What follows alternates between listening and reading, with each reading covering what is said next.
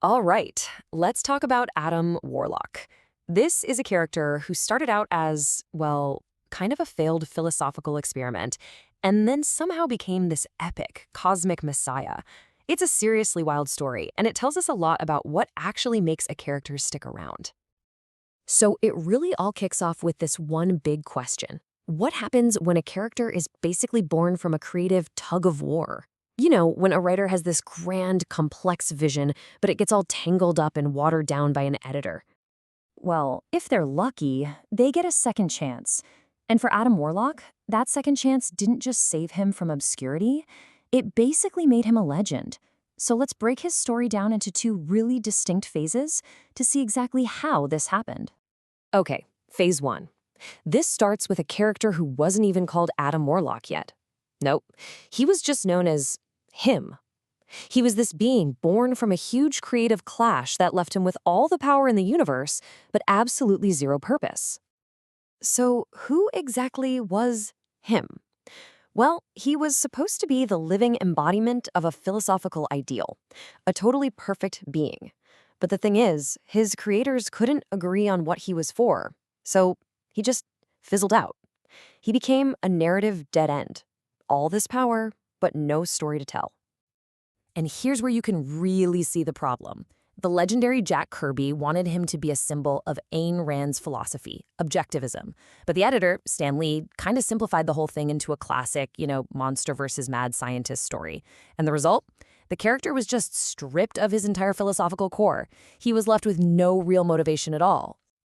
So for years, this character, him, was just adrift. He'd pop up, cause a little trouble, try to kidnap Thor's girlfriend, that sort of thing, and then just zip off back into space.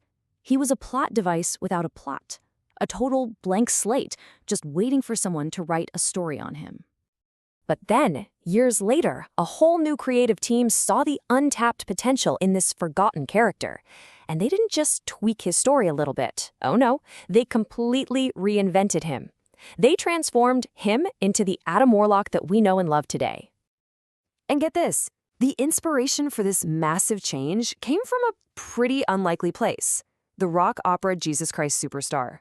Seriously, the writer-editor Roy Thomas saw this golden, aimless being and thought, hey, I can turn him into a messianic figure, a kind of space Jesus. And this rebirth was so deliberate. Him became Adam, which is a pretty clear nod to a new beginning, right? He gets a new, godlike creator, he's given the soul gem to guide him, and he gets a clear mission, go save the world of Counter-Earth. Every single one of these changes was designed to build this new, messianic identity from the ground up. So now let's actually dig in and break down these specific parallels that were woven into his story to build this powerful new archetype. It's pretty fascinating. I mean, the new mythology was crystal clear. The High Evolutionary was basically the god figure. Counter-Earth was this flawed Garden of Eden, and his main bad guy, the Man-Beast, was a straight-up Lucifer-like adversary.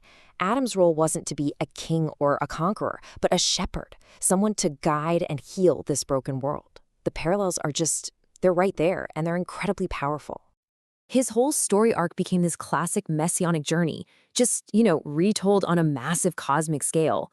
He's sent on a divine mission, he suffers a selfless death, he's resurrected in a cave, no less, and then he finally ascends back into space. It is a timeless story, and it gives his character this powerful, resonant structure that was missing before. So, after all that, what's the real legacy of this incredible transformation? What does Adam Warlock's journey actually teach us about the art of telling a great story? Well, the difference is just staggering. It's night and day. As the abstract idea of him, the character, was kind of confusing and had almost no impact. But as Adam Warlock, the messianic archetype, he became a character with real depth, real staying power, a character that could connect with people on a much deeper level. And that really brings us to the core of it all. Why did the archetype work so well when the complex philosophical idea just completely fell flat? The answer is actually pretty simple, but it's also profound. See, a complex philosophy can be really hard to build a compelling story around. But an archetype, the savior, the hero, the shepherd, that's a story we all just instinctively get. By taking that timeless narrative and basically mapping it onto this blank slate of a character, Roy Thomas gave Adam Warlock a purpose and a legacy that's lasted for decades. And that kind of leaves us with one final thought to chew on. Adam Warlock's journey proves that pretty much no character is ever a true lost cause. It really makes you wonder, doesn't it?